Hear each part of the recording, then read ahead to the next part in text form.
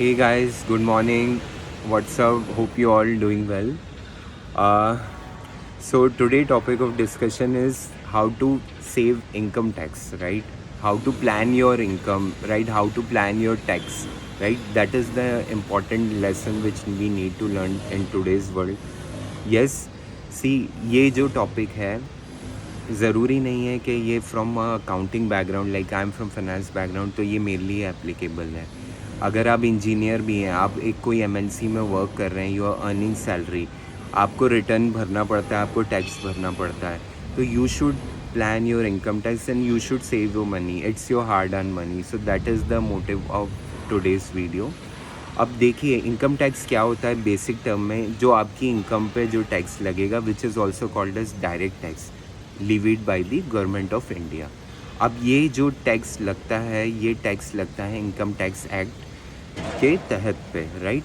अब जब आपको टैक्स लगता है, ज़रूरी नहीं है कि सारा का सारा, जैसे वेस्टर्न कंट्रीज़ में क्या होता है, आपको फ्लैट रेट होता है। Like if you go to Europe, America, right, वहाँ पे कोई स्लैब रेट नहीं है कि यार मेरी इतनी इनकम है तो मुझे इतना टैक्स लगेगा, राइट, इतना एग्जाम्शन मिलेगा, इतना इन्वेस्टमेंट करूँगा, ये सारी चीज़ें वहाँ पे फ्लैट रेट है। लाइक 30-40% दे चार्ज हैविली, और फ्लैट रेट होगा आपका।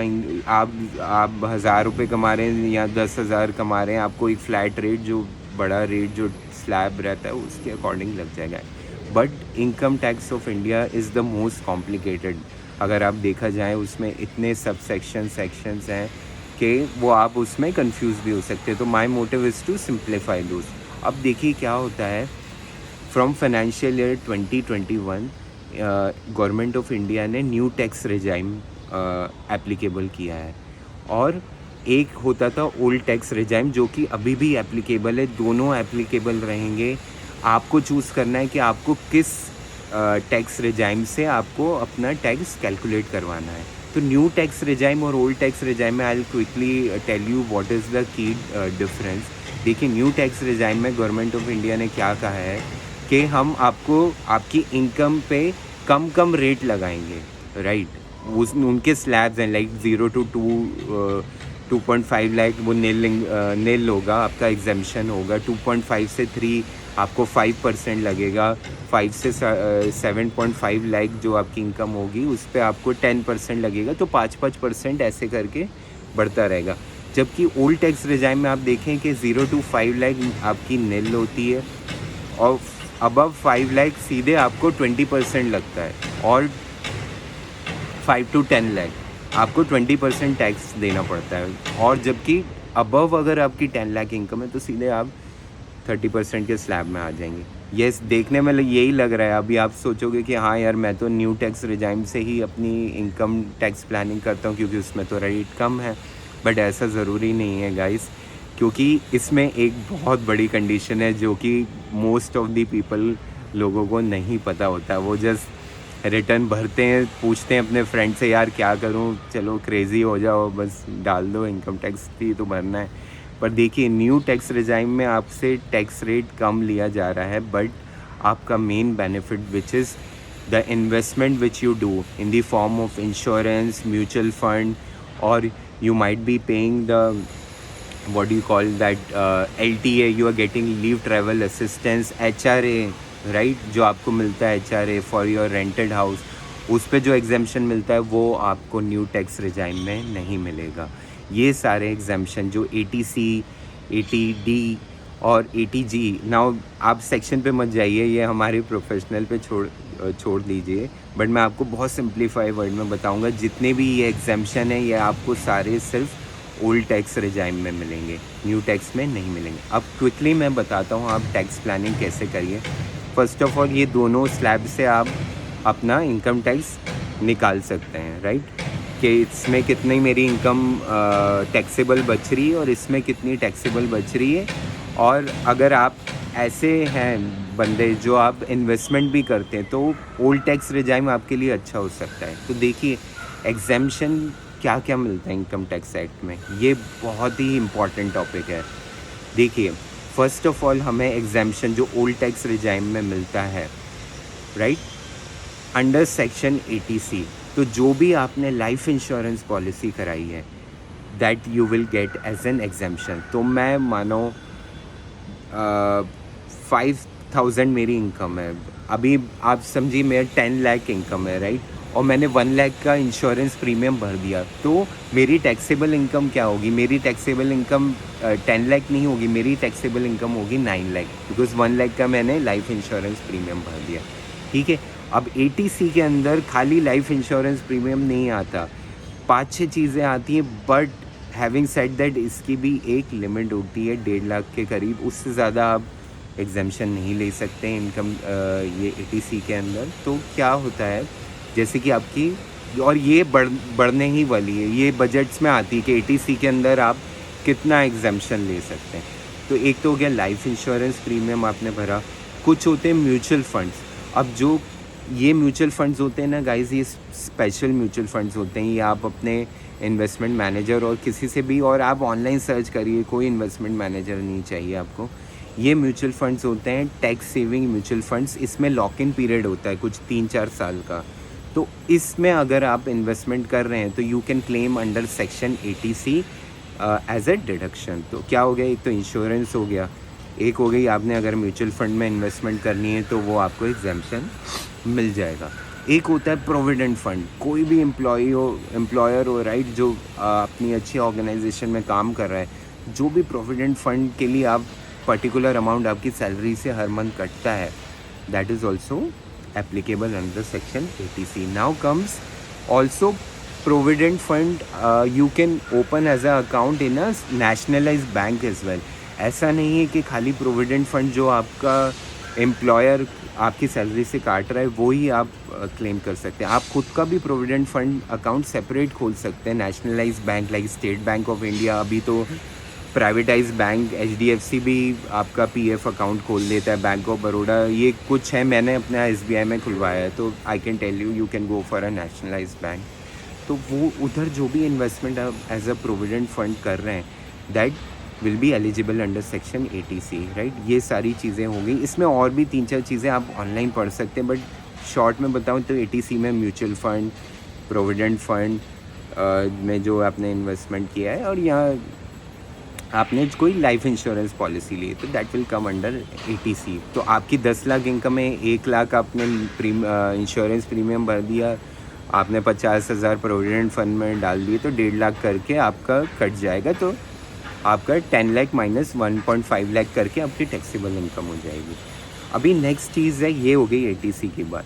अब जो होती है फॉर एग्ज़ाम्पल आपने कुछ मेडिकल इंश्योरेंस लिया है, मेडिकल इंश्योरेंस ज़रूरी नहीं आपने अपने लिए या अपनी फैमिली, व्हेन यू से फैमिली मीन्स इमीडिएट स्पाउस और आपके जो सन एंड डॉटर है उनके लिए लिया है, वो ही मेडिकल इंश्योरेंस नहीं, जबकि जो आपने अपने डिपेंडेंट पेरेंट्स के लिए भी मेडिकल इंश्योरेंस लिया है, दैट प्रीमियम इफ़ यू पे that will be eligible for deduction. For example अब ये सिंप्लीफाई मैं करूँगा, ये 80D के अंदर दिया जाता है, don't learn mug up the sections, you will learn as you plan your own income tax. तो 80D में अगर मैंने मेडिकल इंश्योरेंस लिया और मैंने प्रीमियम भरा से 40,000, पर ऐसा नहीं मैं 40,000 डायरेक्टली पूरा क्लेम कर सकता हूँ, since I am below the senior citizen group, तो मैं खाली 25,000 डिडक्शन क्लेम कर सकता हूँ out of 40,000 in a financial year. Same अगर मैंने अपने पेरेंट्स, मेरी मदर के लिए मैंने मेडिकल इंश्योरेंस लिया है and she is above 60 years of age, तो I can claim up to 50,000 of exemption, right. तो बढ़ गया ना आपका 10 लाख इनकम है, आपने 1.5 लाख तो अपने 80C में डाल दी, इंश्योरेंस मेडिकल इंश्योरेंस में डाल दी, म्यूचुअल फंड में। 80D में आपने खुद की इंश्योरेंस की प्रीमियम भर दी, कितने की से 25,000 का वहाँ डिडक्शन मिल गया, 50,000 आपने अपनी मदर का मेडिकल इंश्योरेंस ले लिया, तो 25 + 50 75,000 तो यही हो गए। तो 80D में आप ये डिडक्शन ले सकते हैं क्विकली। अब होता है HRA, वेरी इंपॉर्टेंट कंपोनेंट, हर सैलरीड एम्प्लॉयज़ को, most of the salaried employees को आपका जो एम्प्लॉयर होता है वो HRA देखता है, हाउस रेंट अलाउंस, राइट। अब आप मेट्रो सिटीज़ में रह रहे हैं गाइस, यहाँ पे रेंट में ही बताऊँगा मैं, तो 25-30 हज़ार बहुत ही नॉर्मल रेंट है। तो क्या होगा, आप सैलरी अर्न कर रहे हैं 25-30 हज़ार, आप क्या सीधे फिर आपको क्या बचेगा, राइट? आप टैक्स भी भर रहे हैं, रेंट भी भर रहे हैं, सब चीज़ें भर रहे हैं, ऐसा तो होता नहीं है। तो गवर्नमेंट क्या बोलती है, अगर आपको जो भी हाउस रेंट अलाउंस मिल रहा है तो उसमें से आप जो भी रेंट पे कर रहे हैं वो आपको एग्जेम्पशन मिल जाएगा, राइट? बट ये स्ट्रेट फॉरवर्ड नहीं है कि आपने मानो आपको 50,000 हाउस रेंट अलाउंस मिल रहा है और आपने रेंट पे किया 50,000, तो ऐसा नहीं कि 50,000 माइनस 50,000 आपका पूरा टैक्स फ्री इनकम हो जाएगी, ऐसा नहीं होता। इसका एक फार्मूला होता है। देखिए क्या simple formula, you can go and read on the net. Simple formula है, अगर मानो आपको कुछ HRA मिल रहा है तो उसमें से आप क्या डिडक्ट कर सकते हैं, तो actual rent paid, right, this is one, rent paid minus 10% of salary whichever is less, or 50% of basic salary if you are living in a metro city. Whichever is less among these three you can deduct or claim as a house rent allowance. Very important. तो ये बहुत ज़रूरी है plan करना। इसके लिए क्या होता है, जस्ट एक इम्पॉर्टेंट मैं इसमें वो बोलूँगा टर्म्स एंड कंडीशन।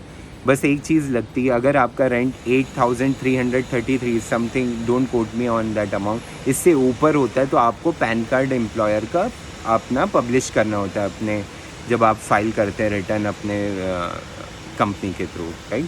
तो ये HRA हो गया। ATD पढ़ लिया, ATC पढ़ लिया। ATC में insurance, PF and all. ATD में आपका मेडिकल का आ गया, राइट? आपने हाउस रेंट अलाउंस पढ़ लिया। अभी आता है कि आपने कोई डोनेशन की है, if you are a charitable person, right? तो there are certain NGOs from home you can claim 100% of deduction, और कुछ 50%। ये इसका आप ऑनलाइन पढ़िए कौन सी इंस्टीट्यूट को आप 50% मिलेगा और कौन सी 10%। तो कुछ मोस्ट ऑफ दी इंस्टीट्यूट में आप अगर डोनेट करते हैं एज अ चैरिटेबल अमाउंट तो that is eligible for sometime 100% also. पर अब government of India as a है तो पॉलिटिकल पार्टी, उनने क्या बोला, अगर आप फॉर एग्जांपल BJP को डोनेशन देते हैं या कांग्रेस को देते हैं, any one, not any particular party, तो ये जो भी पॉलिटिकल आपका डोनेशन होगा that will be eligible for 100% deduction, okay? तो ये this will come under section 80G, तो you can claim such deduction. अभी नेक्स्ट चीज़ आ गया, ये हो गया आपका डोनेशंस और ये डिडक्शन हो गए। ऐसे ही होता है अगर आपने कोई फॉर एग्जांपल एजुकेशन लोन लिया है, राइट? तो उस पर जो भी आप इंटरेस्ट पे कर रहे हैं वो 80E के अंतर्गत आप क्लेम कर सकते हैं। आपने मानो आप पढ़ाई कर रहे हो, आप साथ में पढ़ाई कर रहे हो, आप जॉब भी कर रहे हो, आपने एग्जीक्यूटिव MBA भर दिया, 20-30 लाख रुपए लोन ले लिया, उस पर जो भी इंटरेस्ट लगेगा you can claim it under 80E। Now for example you have bought N house, आपने हाउस बाय किया तो आप लोन लेंगे गवर्नमेंट से, तो जो भी आपका लोन हो रहेगा उस पे जो भी इंटरेस्ट रहेगा उस पे that interest you can claim as a deduction in the income tax act. और उसकी कोई लिमिट है, I think 2 lakh maximum you can claim in a financial year as a interest paid on the housing loan. तो ये सारे deduction you can claim it. और फिर बहुत सारे सेक्शंस हैं, like if you have some handicapped person in your family and you are taking care of him, and whatever amount you are paying to them, so that also you can claim under the income tax act। इसकी कोई limit होती है 75,000 करीब, तो वो भी आप claim कर सकते हैं। ऐसे करके आपकी इनकम टैक्स देखिए रिड्यूस हो जाएगी इन अ ओल्ड टैक्स रेजिम। एक और सेक्शन रह गया 80CCD, CCD कॉपी नहीं हुआ, 80CCD। इसमें क्या होता है, जो भी कुछ गवर्नमेंट की स्कीम्स होती है लाइक नेशनल पेंशन स्कीम, ये सारी स्कीम में अगर आप इन्वेस्ट करते हो तो आपको अलग से उतना डिडक्शन मिल जाएगा, कुछ लिमिट होती है इसकी भी। तो ये हो गया आप जो क्लेम कर सकते हैं ना ओल्ड टैक्स रेजिम। तो आपने देखा वहाँ पे tax rate old tax regime में ज़्यादा ले रहे थे, पर इतनी सारी डिडक्शन की फैसिलिटी भी दे रहे थे। पर न्यू टैक्स रेजिम में आपको कम टैक्स रेट दे रहे हैं बट ये सारे डिडक्शन नहीं देंगे। तो ये बहुत बड़ा क्लिक है, किसी को लोग ज़्यादातर देखते नहीं है, यार ये CA को दे दिया या मेरे दोस्त ने बोला भर दिया, ऐसा नहीं होता। अपना खुद प्लानिंग करो, tax planning, it's your hard earn money, right? एक होता है LTA, leave travel allowance, so that is what also you can claim under old tax regime. अभी क्या होता है, एम्प्लॉयर आपको कुछ लीव ट्रैवल अलाउंस देता है, मानो आपने उसने आपको लीव ट्रैवल अलाउंस दिया 30,000 का, राइट। तो अब इसको आप क्लेम कर सकते हैं अगर आप कहीं ट्रैवल करने जाएं, छुट्टियां मनाने जाएं, तो जो भी आपका एक्सपेंस होता है, जो भी एक्सपेंस नहीं, जो भी आपका ट्रैवल एक्सपेंस होता है बाय रेल, रोड और एयर, इसमें से आपने जो भी इंकर किया है फॉर योर फैमिली और yourself, you can claim as a exemption in the income tax act of LTA, leave travel allowance. पर ये आप हर साल क्लेम नहीं कर सकते। 4 साल में से खाली 2 साल में आप ये लीव ट्रैवल अलाउंस क्लेम कर सकते हैं और आपकी इनकम टैक्स लायबिलिटी कम हो जाएगी, राइट। तो ये काफ़ी इंटरेस्टिंग था। इसको हम और डिटेल में कभी और डिस्कस करेंगे, ईच एंड एवरी सेक्शन, क्योंकि ये बहुत डिटेल में चले जाएगा। बट मैंने आपको ट्राई किया है बहुत सिंप्लीफाई वे में to explain the tax planning, right. आप प्लान करना स्टार्ट करिए 1 अप्रैल से। नया फाइनेंशियल ईयर स्टार्ट हो रहा है 1 अप्रैल टू 31 मार्च। जो भी इन्वेस्टमेंट करेंगे इस पीरियड के बीच में, वही आप एग्जेम्पशन कर पाएंगे और वही आप अपनी इनकम टैक्स रिटर्न फाइल करेंगे तो उसमें डाल पाएंगे। And this is very important, right. 1 April आ रहा है, इसलिए मैंने we are already in April, तो अप्रैल से जो भी इन्वेस्टमेंट कर रहे हैं till 31 March you can claim as a exemption and you can plan accordingly. तो right from the first month plan करें, ऐसा नहीं करें। मेरे कलीग्स हैं, मैं भी कभी कभी करता था मिस्टेक। हम क्या करते हैं, जैसे ही 31 दिसंबर आया या मार्च आने वाला है, अभी रिटर्न भरना है, टैक्स भरना है, तो सब अरे PPF में डाल दो, इंश्योरेंस में डाल दो, भाग रहे हैं बैंकों में, लाइनों में लग रहे हैं। अरे भाई ऐसा नहीं होता यार, 1 महीने में सारा पैसा डाल दोगे तो आप सेव क्या करोगे। तो हर मंथली कुछ इक्वल अमाउंट रखो, इंश्योरेंस लो, लाइफ इंश्योरेंस लेना इंपॉर्टेंट है। ऐसा नहीं कि यार सभी अपनी बस सेविंग में लगा दिए, शेयर में लगा दिए। हर चीज़ को इक्विटेबल वे में आपको डिस्ट्रीब्यूट करना आना चाहिए। तो इसी तरीके से आप अपना टैक्स प्लानिंग कर सकते हैं, ओके। और हम बाकी भी इस पे ना कभी और डिस्कशन करेंगे। ईच प्रोविज़न के काफ़ी सारे अदर कॉम्प्लेक्सिटी होती है, कभी और डिस्कस करेंगे। बट इसको सिंप्लीफाई रखते हैं so that you can plan your tax in a good way, right, good way, sound way. और खुद करिए, right, don't go to a CA। मैं खुद चार्टेड कॉस्ट अकाउंटेंट हूँ, और राइट, बट मैं बोलूँगा खुद करिए, क्योंकि वो एक अलग एम्पावरमेंट है। आपको अच्छा लगेगा, यू फील राइट, अरे यार ये मैंने खुद से अपनी इनकम को प्लान किया है। So that is the motive of this video. Hope you like this video. If you like the video, please like, share and subscribe to my YouTube channel.